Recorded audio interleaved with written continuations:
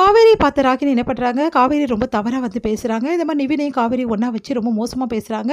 அதை கேட்குற வந்து நம்ம காவேரி செமையா டென்ஷன் ஆயிரு கேட்குறாங்க, என்ன நினச்சிட்டு இருக்கோம் மனசில் அப்படின்னு சொல்லிட்டு நல்லா திட்டி விடுறாங்க.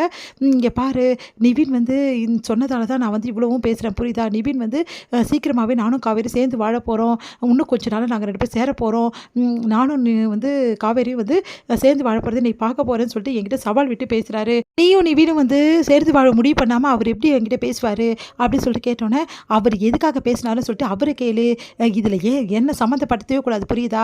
எனக்கு கல்யாணம் ஆகிடுச்சு, நான் விஜயோட பொண்டாட்டி, இந்த விஷயத்தை நீங்கள் 2 பேருமே முதல்ல புரிஞ்சுக்குங்க அப்படின்னு சொன்னோன்னே, உடனே வந்து அப்போ ஏன் நிவின் அப்படி சொல்லணும், அதை நிவின் கிட்ட கேளு, என்கிட்ட கேட்குற, அந்த நிவினுக்கு இருக்குது அப்படின்னு சொல்லிட்டு போகிறாங்க. உடனே வந்து யோசிக்கிறாங்க நம்ம வந்து ராகினி, எதனால் வந்து நிவின் வேணும்னு வந்து என்னை டைவர்ட் பண்ணுறதுக்காக தான் இப்படி பண்ணி விட்டானா அப்படின்னு சொல்லிட்டு செம்மையாக கடுப்பாகிறாங்க. இப்போ நிவின் வேணும்னு தான் அப்போ சொன்னானா, அப்போ காவிரிக்கு சம்மந்தம் இல்லையா, இல்லை 2 பேரும் சேர்ந்து நாடகம் போடுறாங்களா, ஒன்றும் புரியலையே அப்படின்னு சொல்லிட்டு ராகினி யோசிக்கிறாங்க. இங்கே வந்து காவேரி செம்ம டென்ஷனாக வராங்க.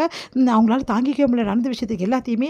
ஒருவேளை விஜய் வந்து ஹோப் கொடுத்ததால் தான் வந்து நிவின் இப்படி பேசுகிறாரா, இல்லை நிவின் என்ன நினச்சி இப்படி பேசுகிறாரு, விஜய் ஏதோ உண்மையை சொல்லிட்டாரா, ஒன்றுமே புரியலையே அப்படின்னு சொல்லிட்டு காவேரி செமையாக டென்ஷன் ஆகிறாங்க.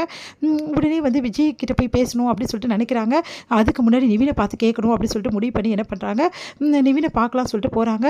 என்ன காவேரி, எனக்கு ஃபோன் பண்ணியிருக்கேன், என்னால் நம்பவே முடியல அப்படின்னோடனே, உங்களை நான் முக்கியமாக மீட் பண்ணணும் வாங்க அப்படின்னு சொல்லிட்டு கூப்பிட்றாங்க.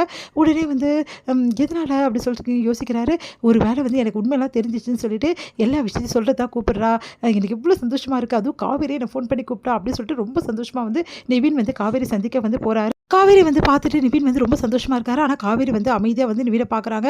உங்கள் மனசில் என்ன நினச்சிட்டு இருக்கேன்னு கேட்குறாங்க. என்ன காவேரி என்ன ஆச்சு அப்படின்னோடனே, நீங்கள் எந்த தைரியத்தில் வந்து இந்த மாதிரி சொன்னீங்க அப்படின்னு சொல்லிட்டு கேட்குறாங்க.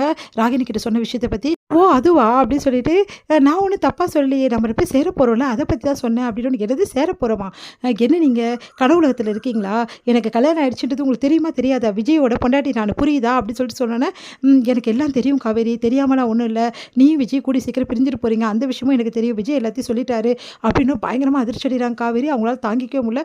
என்ன சொல்கிறீங்க அப்படின்னோடனே, ஆமாம் விஜய் என்கிட்ட எல்லாத்தையும் சொல்லிட்டாரு, நீயும் விஜய் பிரிய போகிறீங்க, அதே டைமில் சீக்கிரமாகவே நம்ம 2 பேரும் சேர போகிறோம், அந்த விஷயமும் எனக்கு நல்லா தெரியும், இன்னும் வந்து ஒரு 9 மாதம் தானே இருக்குது, அதுக்கப்புறம் என்ன, அதனால தான் நான் சொல்லிவிட்டேன், அம்மா ராகினி வந்து தொல்லை பண்ணிகிட்டே இருந்தேன், அதனால தான் சொல்லிவிட்டேன், நானும் விஜய் பிரிய போகிறேன்னு யார் சொல்லுது, விஜய் தான் சொன்னார், விஜய் 1000 சொல்லலை அவங்ககிட்ட, புரியுதா? அதெல்லாம் உண்மையே கிடையாது, அப்படியே பிரிஞ்சாலும் உங்களை நான் கல்யாணம் பண்ணிக்க போகிறேன்னு உங்ககிட்ட நான் சொன்னேன்னா, இங்கே பாருங்கள், என் வாழ்க்கையில் ஒரே ஒரு கல்யாணம் தான், அது எனக்கு நடந்து முடிஞ்சிச்சு, புரியுதா?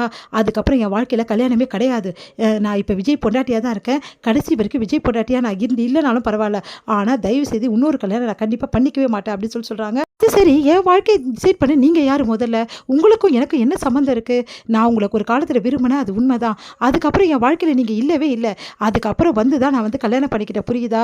அதுவும் உங்களுக்கு கல்யாணம் நடந்துச்சுன்னு தெரிஞ்சு தான் நான் கல்யாணம் பண்ணிக்கிட்டேன், அதே மாதிரி நீங்கள் என் வாழ்க்கையில் இல்லைன்றது எவ்வளோ உண்மையோ அதே மாதிரி உங்கள் வாழ்க்கையில் நான் இல்லைன்றது உண்மை, இதுக்கப்புறம் தயவு செய்து எங்கள் வாழ்க்கையில் தலையிடாது, நானும் விஜயும் வந்து புருஷன் பொண்டாட்டி, எங்களுக்குள்ள 1000 பிரச்சனை இருக்கும் சார், 1000 சண்டை இருக்கும், இதிலெல்லாம் நீங்கள் தலையிடக்கூடாது, இதில் தலையிட்டு பிரச்சனை பண்ணி அதுக்கப்புறம் வந்து வேறு மாதிரிலாம் பண்ணீங்கன்னு வச்சுக்கோங்களேன், நல்லா இருக்காது சொல்லிட்டேன், இதுக்கப்புறம் வந்து யாருக்கிட்டையும் வந்து எந்த விஷயத்தையும் வந்து தயவு செய்து என்னை பற்றியோ இல்லை உங்களை பற்றியோ சேர்த்து வச்சோ தயவு செய்து பேசாதீங்க, அப்புறம் மரியாதை கெட்டு போயிடும் அப்படின்னு சொல்லிட்டு போகிறாங்க. காவேரின்னு சொல்லிட்டு அப்படியே வந்து காவேரி போகிறதே பார்த்துட்டு அப்படியே நிவின் ஒன்றும் புரியாமல் யோசிக்கிறாரு. இது